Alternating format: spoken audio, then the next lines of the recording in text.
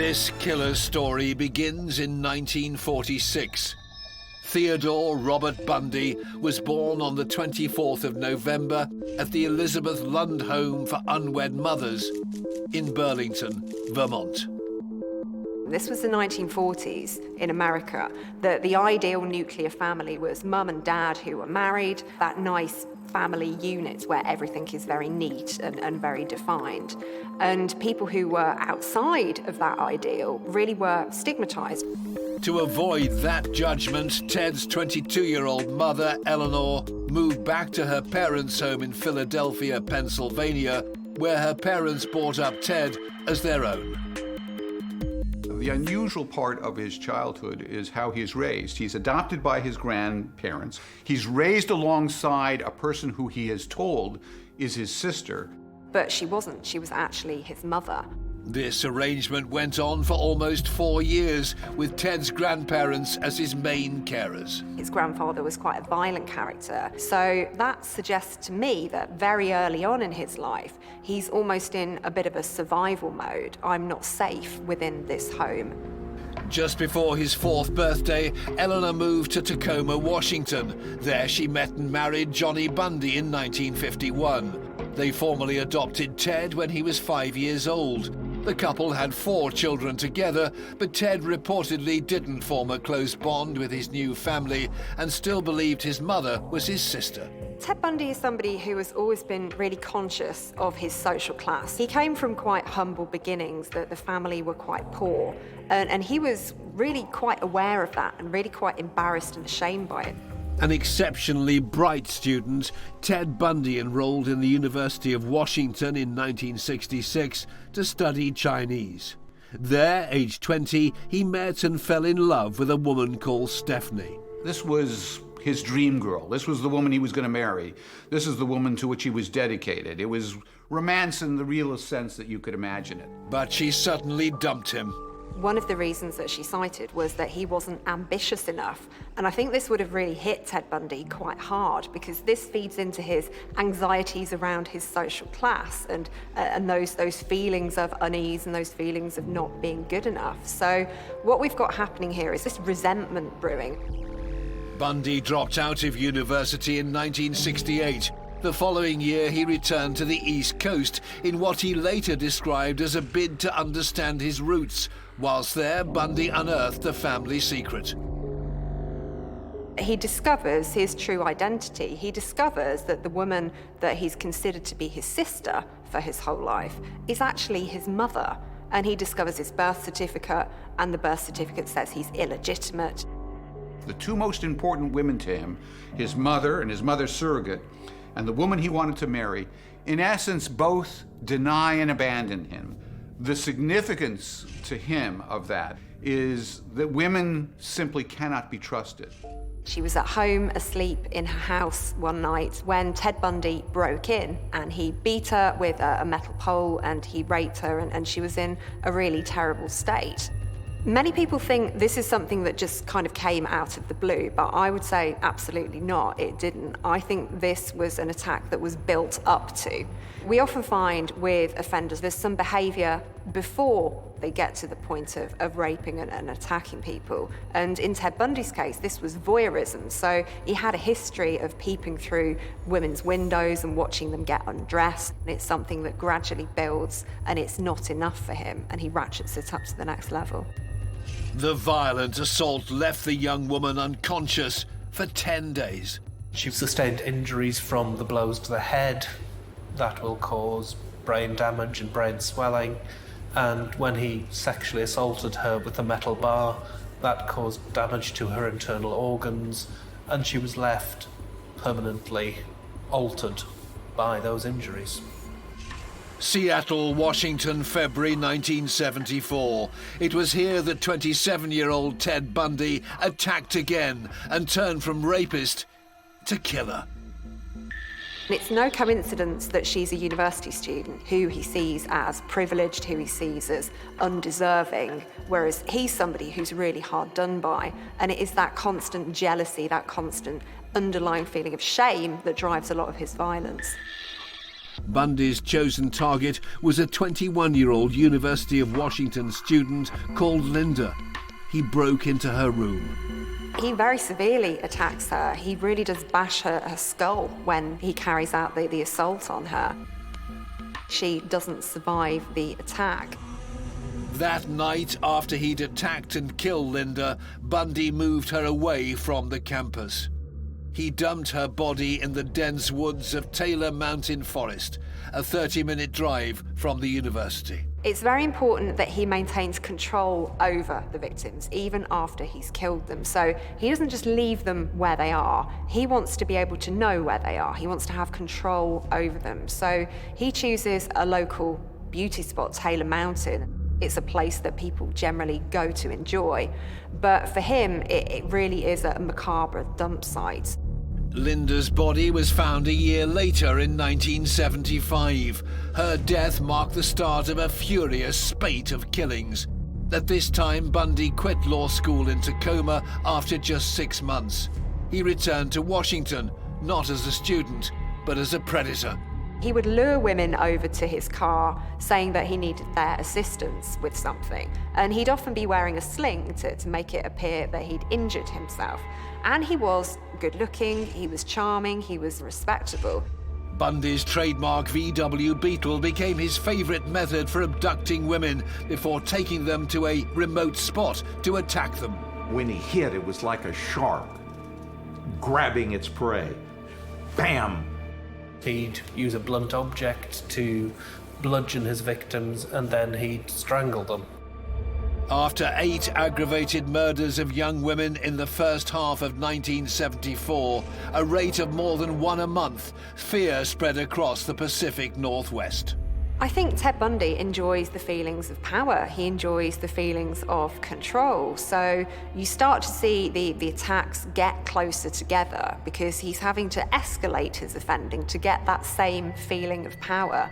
We know with psychopaths like Ted Bundy, they're prone to boredom, so they will start to mix it up a bit and offend in different ways. Then in the summer of that year, Bundy changed his MO. He now decided to attack in broad daylight.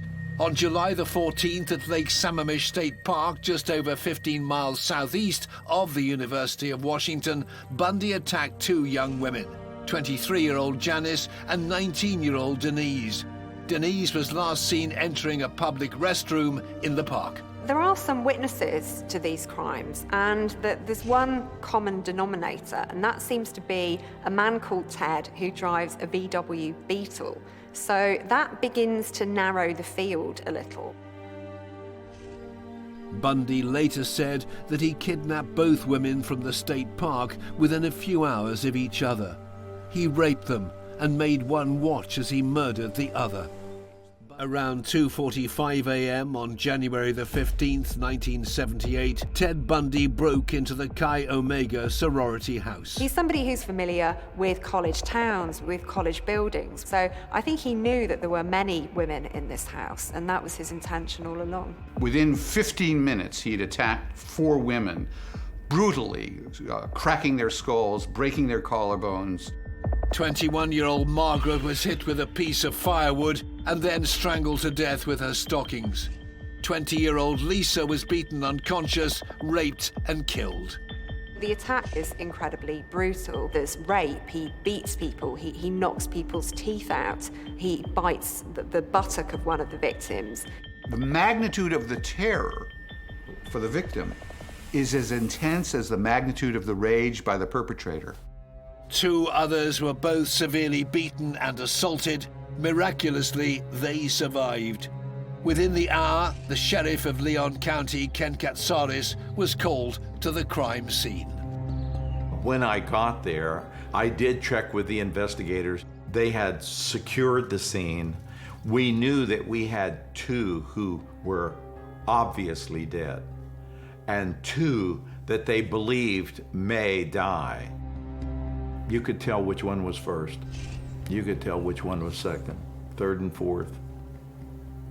But you could tell how much energy that he expended. This was not the end of Bundy's activity that night. As I'm standing Outside of the sorority house, we get a call that there's strange noises coming from a condo next door. And I sent an investigator immediately because I said, 6 blocks away, could it be? He's doing it again, which only tells you he couldn't help himself. Bundy had broken into another apartment where he savagely beat another student. She was in a pool of blood when my investigator went in the condo or the apartment, and Bundy was leaving out the back window, but she tended to the injured first. Still free a few weeks later, Bundy struck again, this time in Lake City in northern Florida. His victim was another little girl who was just 12 years old. He is a prolific serial killer at this point in time. Serial killing is his hobby. It's his vocation. It's something that he feels that he's good at. And more so, he's getting away with it. And when somebody's getting away with it, they're certainly not going to stop. And if anything, their offending is only going to get worse. Bundy dumped the girl's brutalized body in woods about 30 miles west of Lake City. He then stole a car and made his way west into the Florida Panhandle.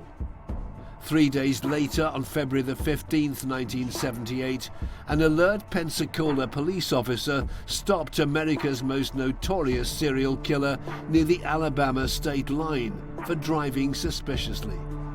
He just had a gut feeling that something might be wrong. And of course, it came out over his radio after he called it in that the vehicle had been stolen. After a brief struggle in which the officer was forced to fire a warning shot, Bundy was arrested. He was taken to the Leon County Jail in Tallahassee, Florida. So Jeffrey Dahmer really did ramp up his offending. The scale and the nature of his behaviour became all the more grotesque. So he wasn't just killing people, dismembering them, and then disposing of their bodies. He started to do some really bizarre things. He was in the process of constructing some hideously diabolical shrine in his bedroom out of the skulls and skeletons of some of his victims. It's almost as though some bizarre, archaic thing had broken through and he was performing or creating some sort of ancient, human sacrificial temple in this little Milwaukee apartment. In 1990, Dahmer killed another 4 young men. His MO was becoming more and more polished. He would offer his victims money to go back to his apartment with him to take pictures, nude photographs of them, and then perhaps to have sex. Every single one of his victims went with him willingly. He would offer them a drink, and once he found out what they wanted to drink, he kept a lot of things on hand, different kinds of alcohol, and that's when he would put a drug in it that would put them to sleep or that would relax them so that they would pass out. They would pass out. He would then have sex with them while they were passed out, do with them as he wished, but of course they couldn't do to him. Then as they approached recovery, coming out of it, he would strangle them to death. It seemed as though Dahmer got a thrill, not from the murder, but from the dead bodies of his victims. Dahmer liked necrophilia. He liked sex with unconscious people. He wasn't a slasher in the sense that he took delight in killing. His purpose was sex with these people, company with these people. That's hard to believe. He would commit necrophiliac sex acts on the corpses, dismember the corpses, dissolve parts of the bodies in these vats of acid he had, keep certain organs in his refrigerator, some of which he would actually cannibalize. Dahmer said that the cannibalism that he engaged in was born out of a curiosity. He wanted to find out, first of all, what that would be like. He also said that there was an element of wanting to make these people a part of him, so they would be with him forever. Dahmer, from the beginning, was driven by this terror of being alone. He said he killed his first victim, Stephen Hicks, when Hicks said he had to go, and Dahmer didn't want to be alone. There's some desire, which is part of normal sexuality, You know, you love somebody, you know, somebody will say, oh, I love you so much, I want to eat you up. With normal people, that's obviously metaphorical, but it does express some desire to be so close to the person that you want to incorporate them into, you want to merge with them. With somebody like Dahmer, that becomes this very literal horror. And the horror only became worse when Dahmer began experimenting with his semi-conscious victims. He would drill holes in their skulls and put muriatic acid inside to see if he could get them to a zombie state so that he could keep them alive and subservient to him. It's essentially an amateur version of attempting to perform a lobectomy or a lobotomy, but it would be an incredibly unpleasant and damaging thing to do to someone's brain. If you affect the frontal lobes, you will affect personality, potentially make somebody docile.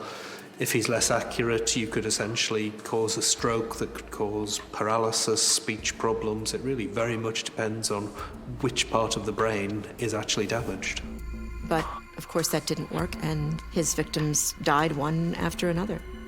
Hearing about that is the stuff of horror movies. And the fact that it was happening in a city where we were known for manufacturing and beer and a very good Midwestern work ethic, tight families, this isn't the kind of thing that happens here. In May 1991, 31-year-old Jeffery Dahmer was in his killing prime. He'd already murdered 11 men and had begun collecting bones and skulls from his victims and cannibalizing their organs. What would have been a nightmare for most was a fantasy for him, and he carefully went about his killings under the radar of the police and the people of Milwaukee. Jeffery Dahmer had a job in a local chocolate factory, and I think for him it enabled him to maintain a facade of normality. He was just an average Joe, a regular guy who went to work every day. I think he killed so many people without being caught because of the fact that he looked like everyone else. He did what successful serial killers do. He blended. They blend in with society. Now, he was a Caucasian male living in a predominantly African-American neighborhood, but he didn't talk to anybody. He didn't bother anybody. He was barely someone people noticed. Barely noticed. He also was targeting people who, he found out, might not be missed. For most people, if they were to commit the type of acts that Jeffery Dahmer did, they would no way be able to function normally. But Jeffery Dahmer was not most people. He hasn't got the same level of repulsion and shock at dead bodies or mutilated bodies that most of us have. It was just another aspect of his life. It was not known that we had a serial slayer loose in our city. We did not know because he was so cleverly disposing of the bodies. The families were reporting the sons were missing, but the police were not finding bodies. And not infrequently, young men, something happens in their life, they just up and leave town. That happens enough that the police don't get worried. If it's a woman, they'll immediately commit resources to investigate, but the young men, they don't. But on May the 26th, 1991, Dahmer came agonizingly close to capture after an encounter with a 14-year-old boy.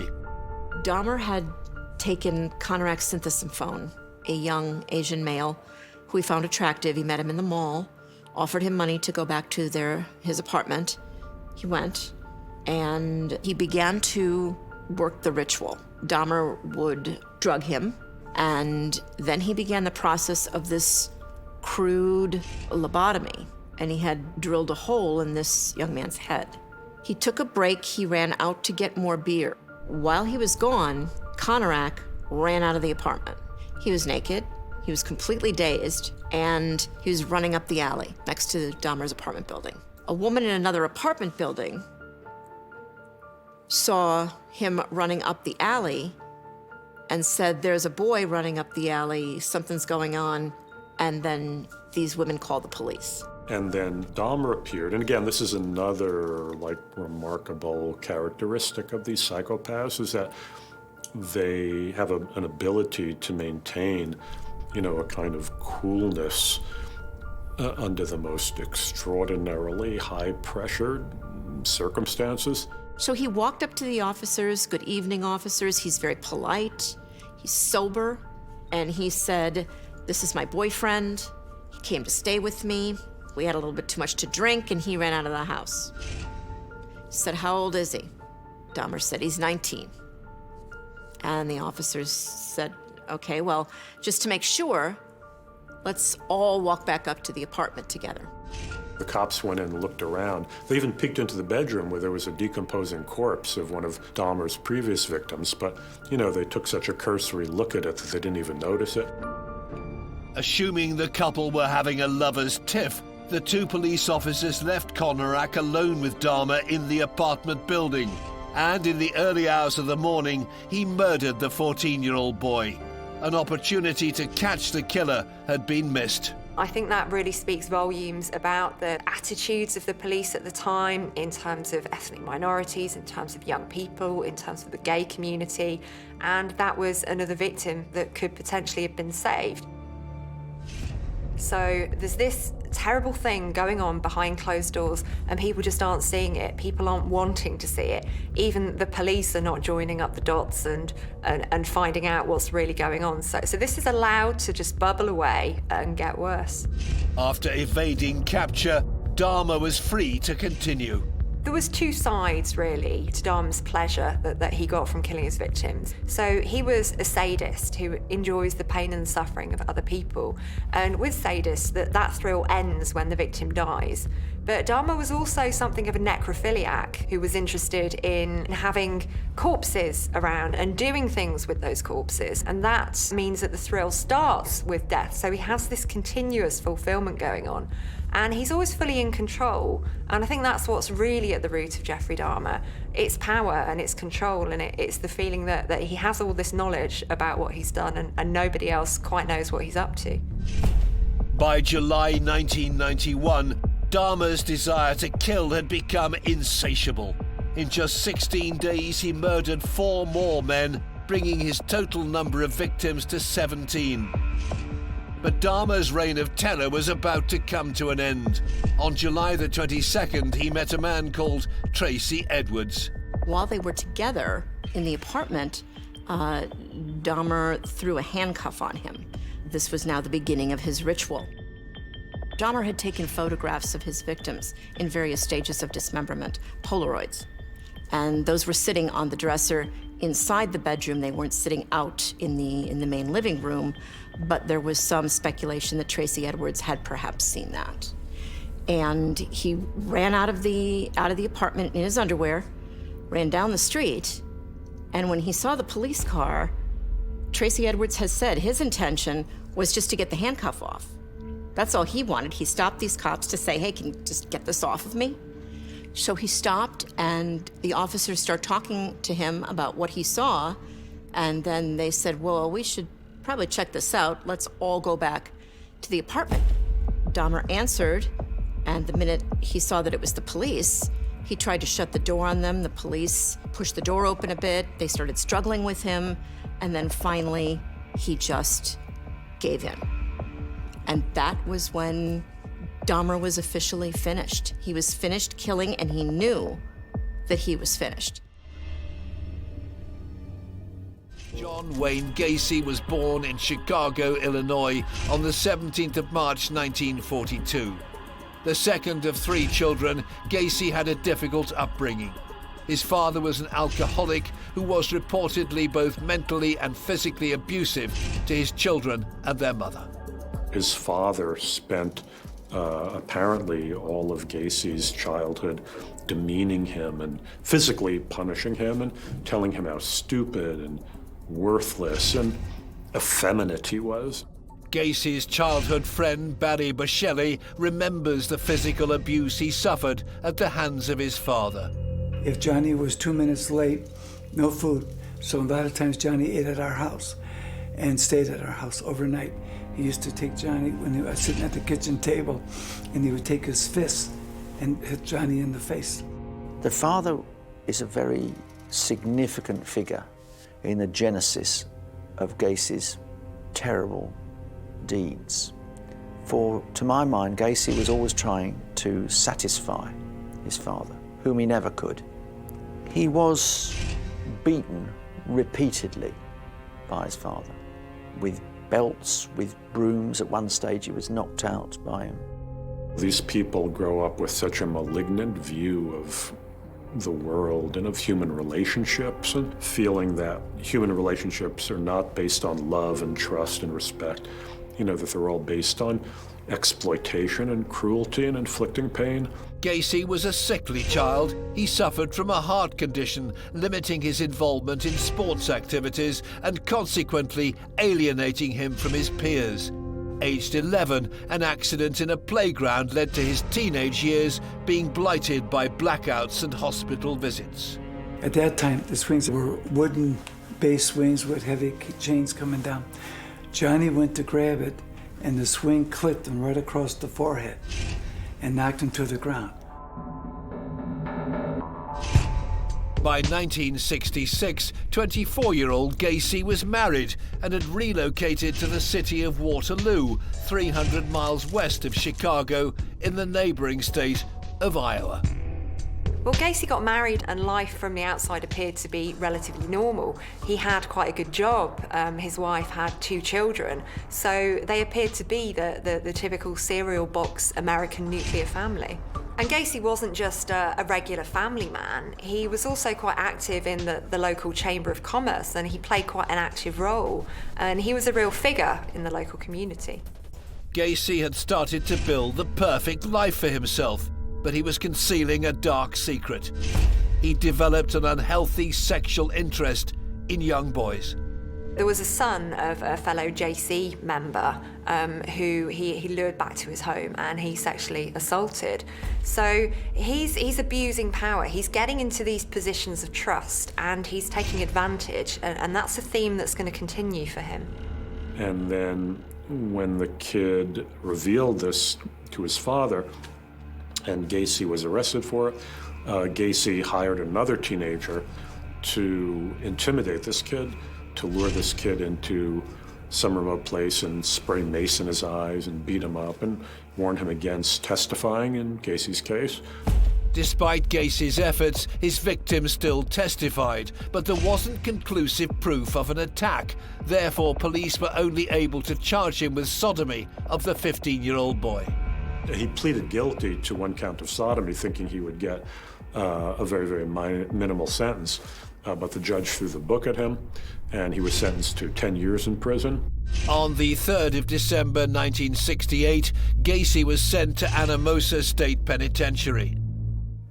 Gacy actually handcuffs himself and turns around and struggles with the handcuffs, and then turns back and he holds the handcuffs up. And Peast is pretty amazed at that, and he said, well, that's neat, how'd you do that? So Gacy says, well, here, you handcuff yourself, and I'll show you how to do that. So Peast handcuffs himself, and he struggles, and he struggles, and he struggles. And he looks at Gacy and he says, now, what's a trick to this? And Gacy reaches in his pocket and pulls out a key to the handcuffs, and he says, the trick is, you gotta have this key. This handcuff trick was part of an horrific yet clinical MO. Gacy, throughout all of the 33 killings, had developed a method of killing these young kids. He would pick up these victims. Some were kids who worked for him, but most were teenage runaways, and bring them back to his house and giving them drinks. He would sort of trick them into handcuffing themselves or being handcuffed. Gacy would use chloroform to subdue his victims. Chloroform's an old-fashioned anesthetic, really, so it gets into your lungs and it just renders you unconscious very effectively. He did what he called the rope trick. And when he had these young kids incapacitated like that, he would slip a rope over their neck, a knotted rope like a loop, and then put the stick in the back like a tourniquet, and he would slowly turn the tourniquet. And he said he had it perfected so well that he knew exactly how the body would react to each half turn. Putting a ligature around the neck, the first thing it's going to block is the blood vessels, so it prevents blood getting to the brain, prevents it getting back to the body from the brain. It's going to be very uncomfortable, and it can even render you unconscious in a small number of seconds. And he went into detail on how he would torture these young men. And he, in fact, did double and triple murders. He would incapacitate 2 or 3 people at a time and kill one person in front of the other victims, and then continue to kill the other victims. And he seemed to be pretty proud of that. We used that to our advantage to keep him talking, and he described every killing to a T, exactly how it happened, all 33. As the news broke across the country, one shocked viewer who'd unknowingly experienced Gacy's MO firsthand was his ex-employee, Tony Antonucci. Whilst working for PDM, Tony had accidentally got a nail stuck in his foot. John took me and I got a tetanus shot and took me home. And he came over later that evening to check on if I was okay, or that was the theory, but he also had, some wine, and we were drinking, and he was kind of joking around. It was probably 10:30 at night. I was a high school wrestler, and he said, "Oh, you're a big wrestler guy," and he started wrestling around with me. He got my left arm, and he got it behind me, and I felt him put a handcuff on it. I kept flailing my right hand around so that he couldn't get my right arm, but eventually he did get a hold of my right arm, and he knocked me down to the floor with my hands behind me. He left the room for a few minutes, and I realized that if I pulled really hard on my right hand, that I could pull my hand through the handcuff. I could get it out. By pretending he was still handcuffed, Tony was able to catch Gacy unawares when he returned and turn the situation to his advantage. I took the handcuff that I had gotten out of, and I handcuffed him on one of his wrists, and I reached into his pocket, got the key, and I handcuffed him behind his back, laying face down. He goes, "You're the only one that not only got out of the handcuffs, you got them on me." And I didn't know what that meant. I thought that this was some type of test that he had performed before.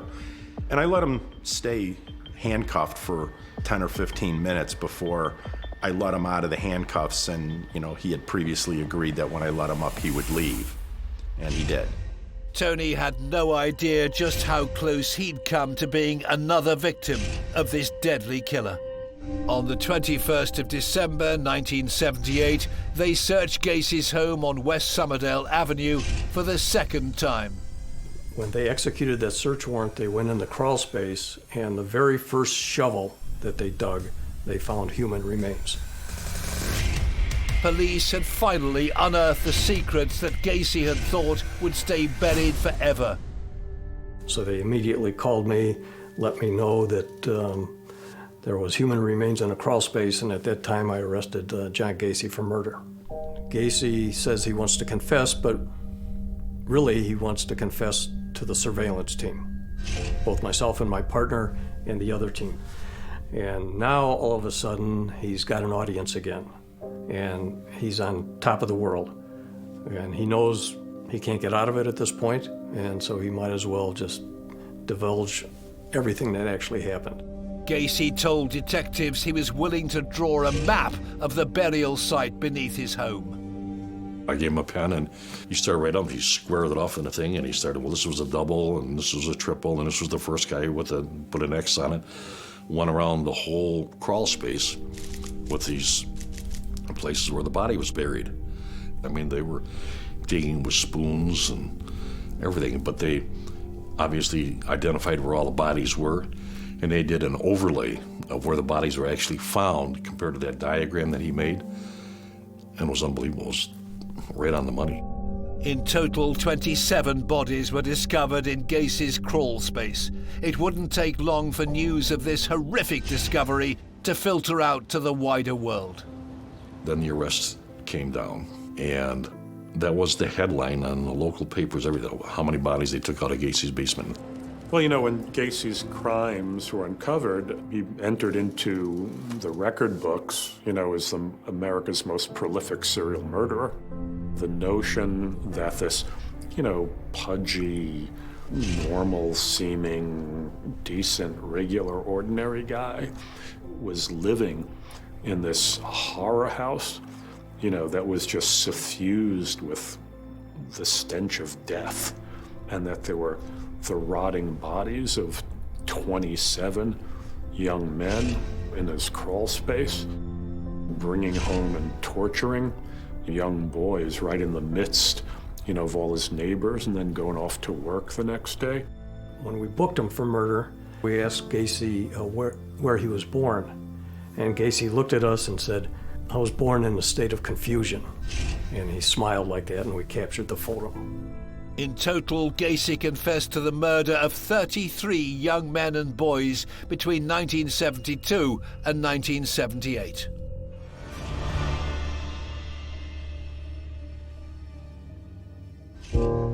It was a series of gruesome murders that spread fear across California. When Richard Ramirez was finally apprehended by an angry mob in Los Angeles on August the 31st, 1985, it brought to an end one of the most prolific murderers in US history. Nicknamed the Night Stalker, the Satan-worshipping serial killer had terrorized the state of California for 14 months, claiming at least 13 victims. San Francisco detective Frank Falzon met Ramirez face-to-face 4 years after his conviction in September 1989. About as evil as anything I can imagine. He was intent to hurt, and that's what people have to realize. Frank worked hard to help capture Ramirez after the Night Stalker murders reached the San Francisco Bay Area in August 1985. I served 22 years in the San Francisco homicide detail. Numerous cases were broke that I felt very good about. None as high as the Night Stalker. The fact that my partner and I and a few other gentlemen played a key role in breaking this case, it was probably the highlight of my career. This killer's story begins over half a century ago. Richard Ramirez was born on February the 29th, 1960, to Mexican-born parents in El Paso, Texas.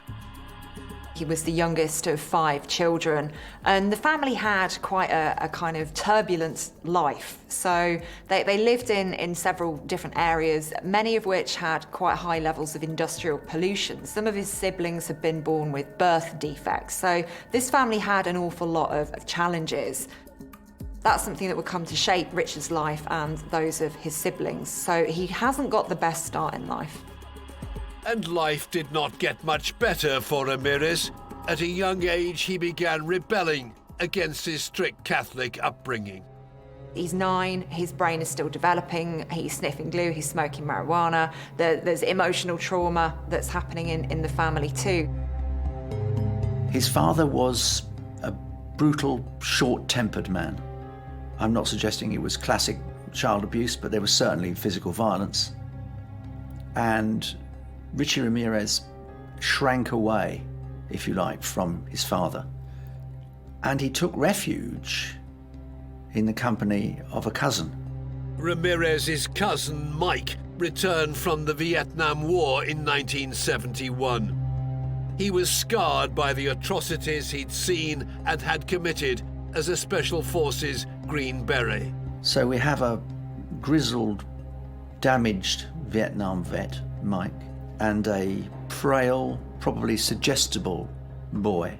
And Mike proceeds to explain to him the dreadful things he's done to Vietnamese women while in Vietnam. He's tied them to trees, he's raped them, he's beheaded them, he's taken photographs of it. He came home telling stories of this to Richard, and he would boast about it. So Richard now has a real-life killing machine to look up to and to admire. 12-year-old Ramirez was fascinated by his older cousin. So he starts spending an awful lot of time with Mike. He's quite a significant influence on young Richard's life, and he's very impressionable at this age. So this really is kind of cementing some of those ideas that he's had about harming other people in order to feel powerful. And that must have distorted Ramirez's value systems and the way in which he responded to women in general. They became objects, they were not real, and they became, how can I put it politely, not entirely human. On May the 4th, 1973, Ramirez witnessed an event that would cement his feelings towards women and his admiration for cousin Mike. He keeps his gun in the fridge because he says he likes to keep it cool. And this is another thing I think that quite impresses Richard. And one day, Mike has a huge argument with his wife and ends up killing her. He shoots her in the face. And Richard is there in the house when this happens. What you've got here is a combination of things that have been going on. So a young lad who looks up to people who are violent, a young lad who hears stories of violence, and now he's actually seeing it happen. Mike was a powerful influence in the direction of psychopathy, rage discontrol, and the merger, and this is the most important thing, the merger of sexual impulses and violent impulses into a single coherent force. Now, the impact that must have had on a boy who's been taking marijuana with a man who he clearly hero worships, it must have scrambled Ramirez's brain. And his reaction to it is quite interesting, because when he talks about it afterwards, he doesn't talk about how he feels seeing this woman murdered in front of him. He talks about it very objectively. He talks about the body falling to the floor, about blood spurting out of the wound. It's not about feeling disgusted or feeling traumatized or sad. He's just giving a very cold description. And I think this really does tell us what kind of person Ramirez is turning into.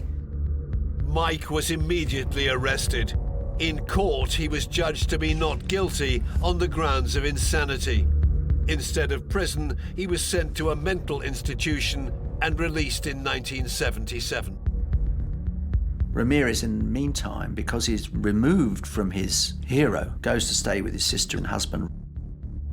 He's lost his idol, he's lost his role model, and he is basically now starting to ruminate and to think about the things that he wants to do. So he doesn't look after himself, he's very unkempt, he's dirty, he doesn't wash, and so he becomes even more of an outcast. So he very much gets lost in his own head at this point in time, and he's planning what he's going to do next.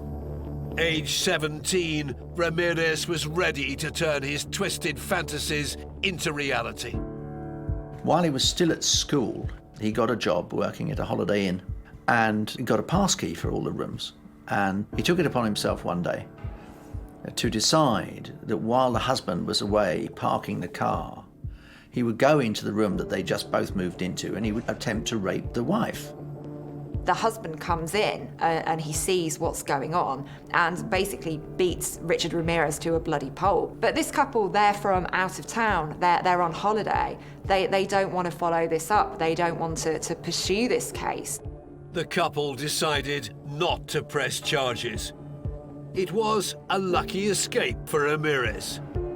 Living on the edges of society, his behavior became more and more unpredictable. So he's dirty, he's unkempt, he's sleeping in graveyards, he's increasingly kind of going over to the dark side. And the things that appeal to him are things that most people would find really odd and really bizarre, devil worship, that sort of thing. So he's gone on this trajectory now, and I think that's only going to go one way. Aged 18, Richard Ramirez headed west to California. The Golden State would become his hunting ground. 5 years later, in June 1984, he would claim the first murder victim of a 14-month killing spree. Anyone was a target, and everyone was petrified.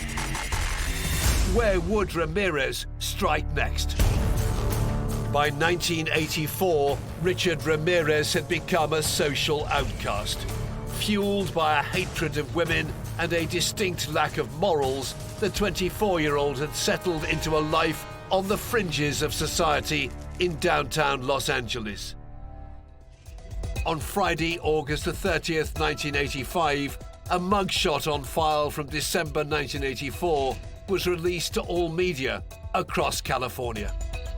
When a serial killer is moving around geographically, it's really important to enlist the aid of the media, which can get the word out, sketches and things like that, out to the public, because the public becomes an asset to you. And oftentimes, these cases are resolved by somebody recognizing the person. The following morning, Saturday, August the 31st, 1985, Ramirez boarded a Greyhound bus in Tucson, Arizona, where he'd gone to visit his brother. He headed back to LA, unaware that he was a wanted man. Saturday morning, Richard Ramirez's picture was front page in every newspaper in the state of California. When he arrives back in Los Angeles, he gets off the Greyhound bus and somebody recognizes him from the picture that's been circulating in the press. And essentially, the predator now becomes the prey. Lots of people start chasing after him. And eventually, they catch up with him, and Richard Ramirez, the serial killer, is no more. Not surprisingly, given the atmosphere in Los Angeles at the time, they attack him ferociously, kicking him, hitting him. But he's pinned down by the locals. He's not caught by two of LA's finest or even the police department. He's caught by a group of local onlookers. A true citizen's arrest, you might say. As the local police arrived to break up the melee, it took a bit of time to realize who they had sitting in the back of their squad car. This one cop looks real close. He's, Jesus, it's the Night Stalker, it's Richard Ramirez. He goes out over the air and announces they have the Night Stalker in custody. After 14 months of fear, the residents of California could rest a little easier. Richard Ramirez, the Night Stalker, was off the streets and in police custody.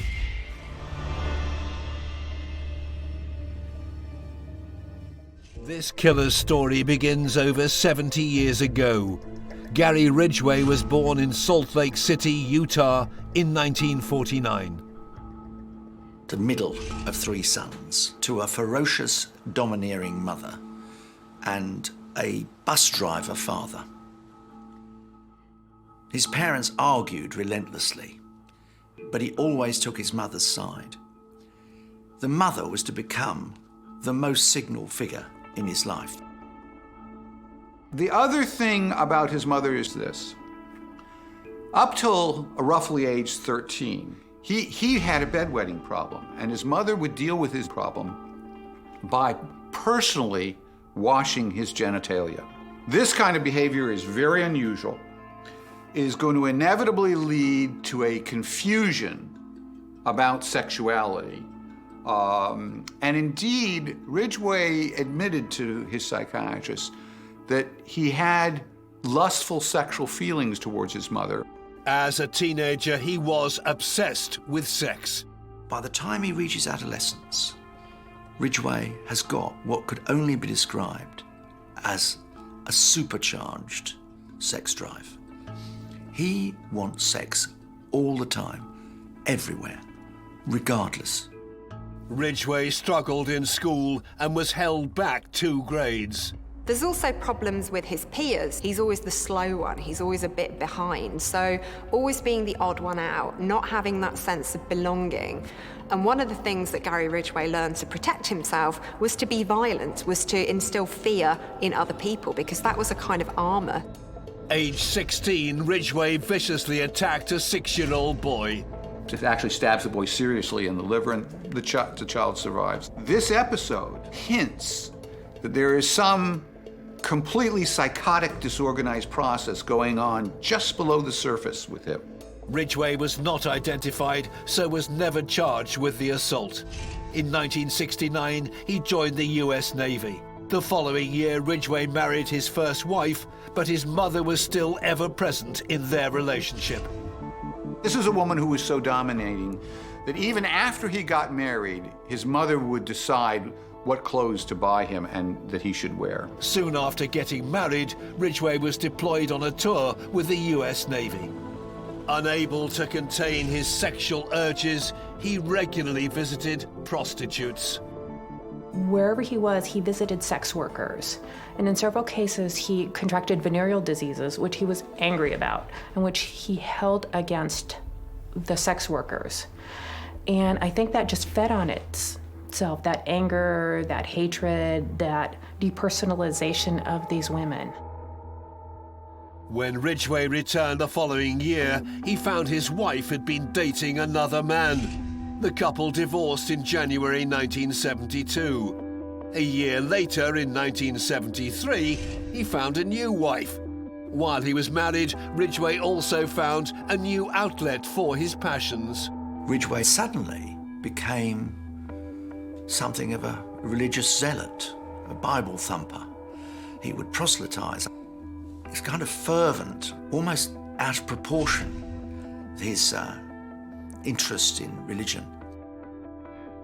Religion plays a very interesting role for some subset of serial killers. The problem is that religion, psychology, medications, none of them have proven more powerful than the urge to kill in a serial killer. After his first murder, Ridgway went on a frenzied killing spree. In just 5 weeks, he picked up 5 more women from the SeaTac Strip. By August the 15th, 1982, Ridgway had kidnapped, raped, and callously killed all of them. He dumped one of the bodies near a creek and 4 in the Green River. The defiled bodies were found in clusters along the banks.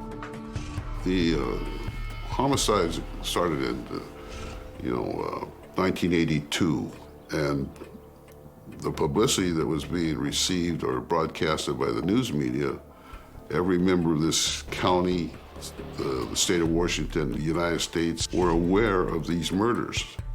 In August of 1982, a task force was formed to catch the so-called Green River Killer. The team scoured the area and made a series of grim discoveries. This was the site of 3 of the victims. There were 2 upstream a ways, pushed into the water and weighted down with rocks. A third one was left on the bank in the tall grass. I assumed that he thought he was going to get caught. He saw somebody and dumped the body and ran because she didn't make it in the water. When the call came out, we would have dispatched the task force. We'd set up a perimeter. We'd line up, and we would clip every blade of grass, looking for any hairs, fibers, or anything else that might be of investigative value. Analyzing the bodies, detectives quickly determined a pattern in the killer's behavior. He would head to the SeaTac Strip after work. There he would pick up a sex worker from the side of the road. The women did not know it, but then their fate was sealed. His method of operation, his MO, was taking these women to wooded, isolated areas, sometimes along riverbanks, along stretches of road, so that he would see any approaching vehicles, give him plenty of time to avoid being seen. Ridgway would park and persuade the women to get out of his truck. Then he would attack. Each victim was manually strangulated, and the fact that he admitted to the pleasure he sought out of watching the life seep out of each of the bodies, I feel that is horrific. What is more, Ridgway's victims had no idea it was coming. Ridgway strangled many of his victims from behind. It gives him, first of all, the element of surprise. It reduces the likelihood they can effectively fight back against him. In those few seconds before his victims became unconscious, they would be shocked, they would be struggling to breathe, they would be in pain, they may be trying to fight back. In about 10 seconds, somebody would be unconscious and unable to respond to you. He started off strangling with his hands, but increasingly they put up a fight. It bruised his arms, and he didn't want to have to explain that to his friends or to his son. And so he started using ligatures, because it meant he didn't have to put his hands on their throat. By the end of the summer of 1982, Ridgway had kidnapped, murdered, and then raped 9 young women. It would take 14 more years and a breakthrough in technology But the saliva-soaked gauze with the killer's DNA sealed in promised to reveal the true identity of the Green River Killer. Seattle, Washington State, 2001. Since 1982, the serial killer had taken at least 48 young lives with impunity. But thanks to groundbreaking advances in forensic technology at the turn of the 21st century, the net was finally closing in on the man next door, 52-year-old Gary Ridgway. Arguably the most prolific serial killer the United States has ever seen, outranking even Bundy or Jeffrey Dahmer. He looks inoffensive, but is in fact dreadful, a man of extraordinary evil. At the Washington State Crime Labs in 2001, Dr. Beverly Himmick took advantage of a new technique in forensic technology. It takes a breakthrough in DNA technology to finally trap Gary Ridgway, a man who's been getting away with murder for close to 20 years. Called short tandem repeat or STR DNA testing, the detectives re-examined the saliva that was captured in the gauze they'd asked Ridgway to submit 14 years earlier. When we started the investigation, DNA was just coming on the scene in the United States. And the thing that we finally got Ridgway on, the DNA, had been submitted 2, 3, 4 times previous for processing, but it kept coming back inconclusive. It wasn't until 2001 we got a positive hit on him. As they were gathering evidence against him in the autumn of 2001, Gary Ridgway suddenly re-emerged. Whilst Gary Ridgway might have stopped killing for a period of time, he has not completely turned around his behaviour or his lifestyle. In 2001, he is picked up by a police officer as he is soliciting a sex worker. He makes the mistake of picking up an undercover police officer whom he mistakes for a prostitute, and that led to his arrest. Alerted to the incident and concerned that he might kill again, law enforcement decided to act. On November the 30th, 2001, they arrested Gary Ridgway. It was unbelievable. I think at that point, people didn't believe that he would ever be caught. It was absolutely stunning and gratifying. He was born in Pittsburgh, Kansas on March the 9th, the eldest of 4 boys born to William and Dorothea Rader. Rader was born in 1945, and he was one of several children within a very traditional nuclear family. His father was strict, but not particularly abusive, and many children grew up in households like this. He was upright, he was a scout, he was on all sorts of programs for good children. He had the ability to blend in. He wasn't bullied, for example, as a lot of killers are. To his friends and family, he was a model child, but in private, Rader began to show his true colours. Rader claims that when he was a youngster, he abused animals, so he hung a cat and he hung a dog. We do see, in quite a few cases of serial killers, animal harm in the background. As he went into puberty, he described himself as looking at girly mags, developing a fascination with underwear, and then, significantly, and indeed deeply significant in his later crimes, was a fascination with bondage and sadomasochism. Having graduated from a local high school in Wichita, in 1965, Rader enrolled in Kansas Wesleyan College in Salina, 90 miles from home. However, he dropped out. In 1966, when Rader was 21, he joined the United States Air Force and remained in it for 4 years. He worked on systems. He was that kind of man. Systems are very much his kind of thing. He served abroad, sometimes in Europe. As far as we know, Not a particularly distinguished career, but not a bad one. He returns to Wichita, Kansas, and marries a girl he was at school with. Rader marries and has 2 children, and from the outside they do very much look like the respectable cereal box family, just like any other regular American family. In 1974, Rader suddenly and inexplicably changed from the respected ex-forces gentleman to a brutal evil killer. There has to be something that set him off, because that first explosion of violence was so shocking, so dramatic, so utterly horrifying that you couldn't possibly have imagined it was like going from 0 to 60 in 2 seconds. A new family to the neighborhood became his first victims.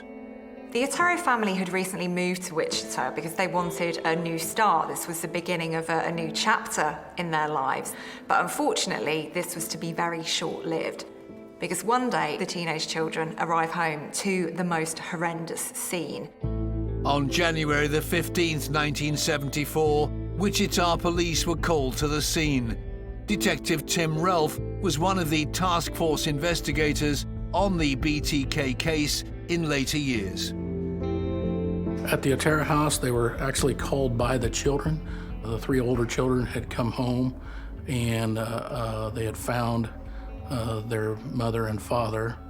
They called, and the first responders, or the first people that arrived at that time, they went to the bedroom, they found the father and the mother. The scene they discovered was horrendous. Dennis Rader had broken into the family home and murdered everyone in the house in a way that would become his trademark. He ties up husband and wife with a Venetian blind cord, suffocates them. The older children didn't want their younger siblings to come home and find this because they thought they were at school. And so the officers went to their elementary schools in the area and found that both of the younger siblings had not made it to school that day. When officers searched the house, it soon became clear that the parents weren't the only victims. 9-year-old Joseph and his sister Josephine, 11, were both found murdered. Their 11-year-old daughter is found hanging in the basement, whether he killed her by hanging her or strangled her and then strung up the body. We have a situation where he's created elaborate knotwork and hung the body up. It's almost like some sort of macabre art display. Rader appeared to have fixated on the younger daughter, Josephine, because he seems to have spent the most time with her body. She was the prize, and the others were just obstacles that he had to get out of the way. He kills the boy, ties him up, leaves on the floor of his bedroom, again suffocated. Rader had killed 4 members of the Otero family: 38-year-old Joseph, 33-year-old Julie, 9-year-old Joseph Jr., and 11-year-old Josephine. The Otero case provided an overall mindset of this person, that he certainly was into some kind of minding fantasy. The way Rader had killed the family showed the beginnings of what would become his modus operandi. The police found semen at the scene, so there was clearly a sexual element to this offending. And they also discovered that the faces of some of the victims were quite bloated, which suggests that the killer strangled them and then stopped strangling them and then strangled them again. So literally holding them on the edge of life and death, watching the life drain out of them and then giving it back. So having that power over somebody's survival or somebody's demise is something that this killer very much enjoyed. This was not, sadly, the act of a madman. It was the first of a series of killings in Wichita that would come to terrify the town. In January, they have the Otero killings. In April, they have Catherine's killing and Kevin's attack. They have no idea what they have on their hands. I don't imagine they get an awful lot of these kinds of attacks in Wichita. By the end of the year, the police thought they'd had a breakthrough in their investigation of the killings. in October 1974. And the police arrest 3 men on the suspicion of the Otero killings. Rader is furious. This is an outrage. Those were my killings. Nobody else. It's not absolutely not acceptable. You can almost hear him saying it to himself. This is not right.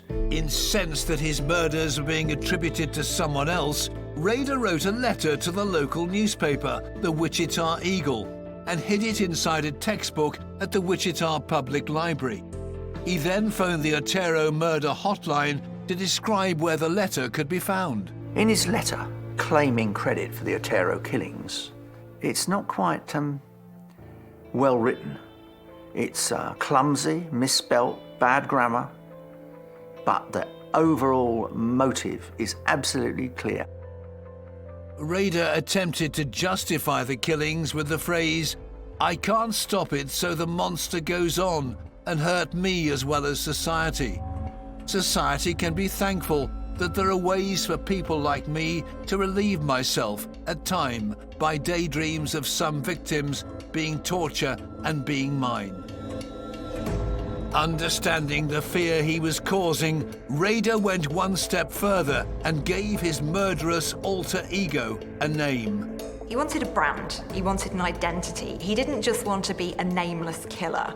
So he didn't want to get caught, and he also wanted recognition for his crimes. So he had to come up with a moniker: bind, torture, kill.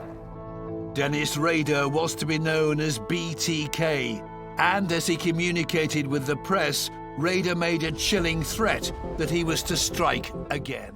But police still didn't have enough to make an arrest. They needed hard proof that Dennis Rader was the BTK killer. They have got no probable cause to demand a DNA sample from Rader, so they take the unlikely step of going to the hospital, asking for a cervical smear that his daughter had given, and comparing the DNA that they got from various crime scenes, the semen they'd found. And they find that it's extremely close. The match is must be a family member. The police could finally move in. A large contingent of people were sent toward Park City on February the 25th of 2005. And at 12:15, he was taken into custody. Rader is finally arrested and is eventually charged with 10 murders, including the Oteros. The police had many crimes they suspected Rader and his alter ego BTK of committing. But at that time, only he knew the full extent of the truth. The interrogation was a delicate affair. We had broken up the case into several different sections, so we started to rotate in investigators, and he would be more than a year and talked for almost 34 hours. And he almost saw himself as an instructor of, as he called it, the golden age of serial killing. When they're done with the interviews, I'm back from doing my search warrants. He's in the interview room, and they put the vest on him, and they're hooking him up with the shackles and belly chain and that kind of thing. And I just kind of stuck my head in the door and said, it's nice to be able to put a face go along with the name that I found on the floppy disk. And he looks up, and he's kind of got the shackles like that, and looks up and says, "Oh, so you're the one, huh?" And I said, "Yeah, I'm the one." So we kind of joked back and forth. And he was in a good mood. He was joking, and he said, "Oh, if I ever get out of here, I'm gonna have to find you and stuff your mouth full of a case of floppy disks." Finally, the infamous BTK was off the streets and in custody. So we took him over to the jail. Everybody in the holding cells and area in there knew that it happened. The cells in there are all glassed off, and so all the inmates in there, they all come up to the glass, and they're looking at the glass, and then they start pounding on the glass, chanting his name, pounding on the glass, going, "BTK, BTK."